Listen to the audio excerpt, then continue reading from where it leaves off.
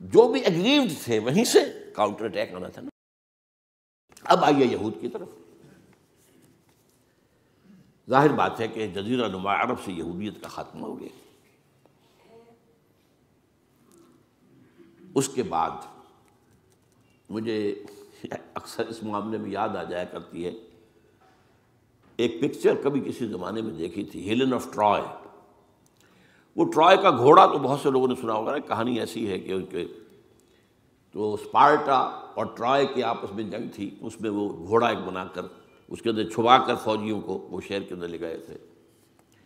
اس جنگ میں ایک موقع پر جو ان کا سب سے بڑا، یونانیوں کا جو سب سے بڑا سردار تھا، وہ جو ان کا سب سے بہادر شمار ہوتا تھا، وہ قتل ہو گیا۔ تو ایک یونانی جو ہے دوسرا سردار کھڑا ہو کر کہتا ہے، so this is the end of Greek bravery but not of Greek ٹریچری۔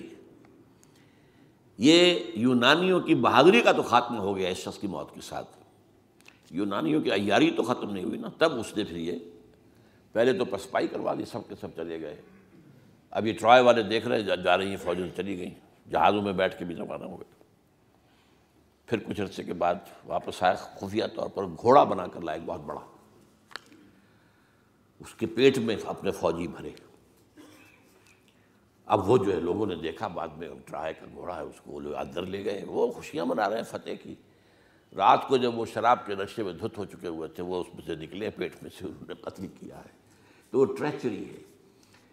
تو یہودیوں کی بریوری تو ختم ہو گئی جب کہ خیبر فتح ہو گیا اور وہاں کے بڑے بڑے قلعے حضرت علی رضی اللہ تعالیٰ عنہ کے دست مبارک سے، اور ان کا بہت بڑا مرحب، بہت بڑا سردار، بہت بڑا طاقتور، وہ قتل ہوا حضرت علی کے ہاتھوں رضی اللہ تعالیٰ عنہ۔ But not the Jewish treachery. وہ ٹریچری اب شروع ہوتی ہے حضرت عثمان کے زمانے میں۔ عبداللہ ابن سبا ایک یہودی ہے یمن کا، وہ اسلام کا لبادہ اوڑھ کر اسلام میں آ گیا مدینے میں۔ یہاں اس نے اس معاشرے کا خوب تجزیہ کیا، یہاں کیا کیا چیزیں ہیں، کون کون سی فورسز ایٹ پلے ہیں، میں کس دکھتی رگ کو چھیڑ سکتا ہوں۔ میں نے محسوس کیا کہ بنو ہاشم اور بنو امیہ کی بڑی پرانی جو ہے چپقلش اور مسابقت، ایک طرح کا مقابلہ قریش کے ان دو بڑے گھرانوں کے اندر، یہ ان کی ہڈیوں کے اندر ہے۔ اس کو اٹھایا۔ اب عجیب بات اصل میں یہ ہے کہ خلیفہ اول نہ بنو امیہ میں سے تھے نہ بنو ہاشم میں سے، بنو ہاشم اور بنو امیہ کا معاملہ تھا۔ قریش تو سب ہے، جیسے وٹو بہت بڑا قبیلہ ہے، ان میں مانے کے، لالے کے، شامد کے، یہ پھر ایک ایک شخص کے نام سے ہوتے، لالے کے کوئی لالا ان میں سے ہوگا، اس کے لالے والے ہو گئے، شامد کوئی شاہ محمد ہوگا، اس کے اولاد جو ہے وہ شامد کے ہو گئے۔ تو یہ مانے کے لالے کے، یہ سب کیا وٹو ہیں۔ تو قریش جو ہے ایک بڑا قبیلہ تھا، اس میں گھرانے یہ تھے، بنو امیہ، بنو ہاشم۔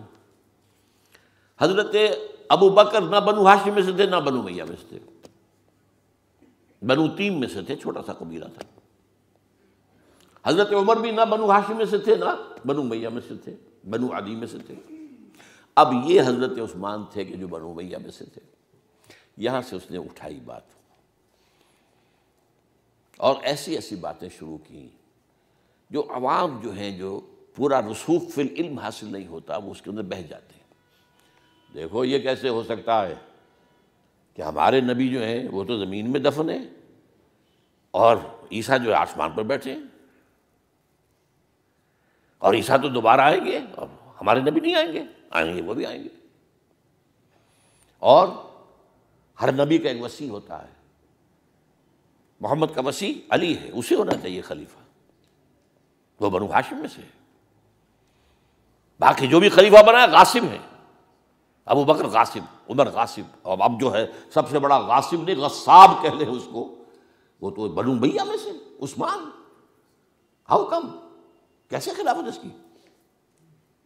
اور اس نے اس تک بات بڑھائی ہے کہ حضرت علی تو خدا ہیں، اوتار ہیں خدا کا۔ یہ ساری چیز آج بھی یا علی مدد کا نعرہ جو لگ رہا ہے، یہ وہی سبائیت کے اثرات ہیں۔ یا اللہ مدد کا نعرہ نہیں لگاتے، یا محمد مدد کا نعرہ کوئی نہیں لگاتا، یا علی مدد۔ تو یہ ساری چیزیں جو ہیں سمجھنے کی۔ حضرت علی رضی اللہ تعالیٰ عنہ کے بارے میں غالب بھی کہتا ہے مشغول حق ہوں بندگی بوتراب میں۔ بوتراب حضرت علی، ان کی بندگی کرتے ہوئے میں اصل میں اللہ کی بندگی، میں ان کی بندگی کرتا ہوں گویا کہ اللہ کی کرتا ہوں۔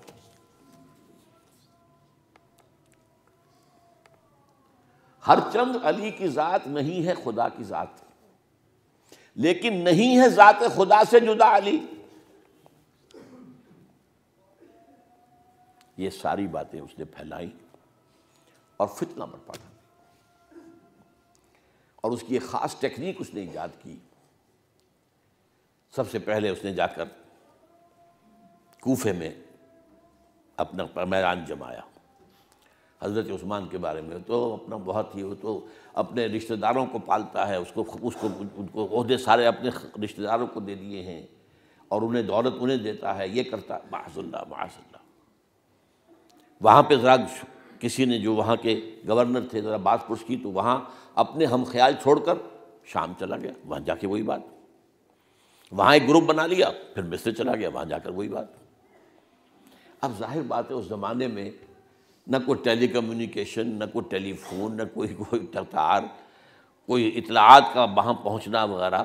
اس میں یہ ہے کہ وہ فتنہ تو جنگل کی آگ کی طرح بڑھ گیا، اس کا معالجہ کرنے والا جو ہے، اس میں حضرت معاویہ نے کہا بھی رضی اللہ تعالیٰ عنہ، آپ ہمیں اجازت دیں، ہم آ کر کچل دیں ان کو۔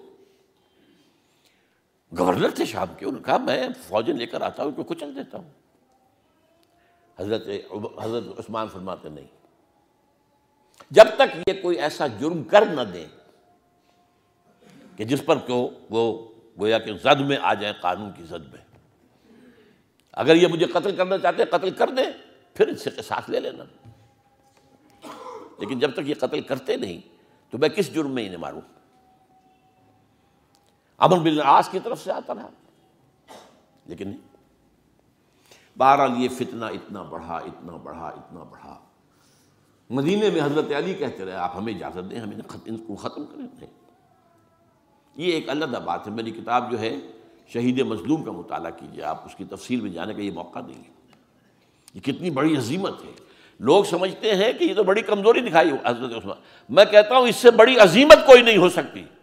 انہوں نے کہا میں کسی کلمہ گو کی جان لینے کو تیار نہیں ہوں جب تک کہ اس کے اوپر کوئی جرم ثابت نہ ہو جائے۔ کلمہ گو ہے، آپ اندازہ کیجئے، اس پر اڑے رہنا، ڈٹ جانا۔ یہ تو وہی بات ہے جو حابیل نے کہی تھی اپنے بھائی سے قابیل سے کہ بھائی جان اگر آپ مجھے قتل کرنے کے لیے ہاتھ بڑھائیں گے تو میں تو اپنا ہاتھ نہیں اٹھاؤں گا آپ کو قتل کرنے کے لیے۔ میں تو چاہتا ہوں کہ آپ اپنے گناہوں کے ساتھ میرے گناہ بھی لے جائیں، مجھے قتل کر دیں گے تو میرے گناہ جو ہیں سارے آپ کے خاتمے ہو جائیں گے۔ حضرت عثمان ہزارہا مربع میل کا رقبہ ہے جس کے اوپر کہ ان کی حکومت چل رہی ہے، اور فوجیں ہیں مصر سے اور دمشق سے بار بار اجازت مانگ رہی ہیں۔ یہاں حضرت طلحہ، حضرت زبیر، حضرت علی اجازت مانگ رہے ہیں، نہیں، جب تک یہ کوئی جرم کر نہ لیں اس وقت تک نہیں۔ جب یہ جرم کر لیں گے پھر تم لینا اس سے قصاص، سزا دے دینا۔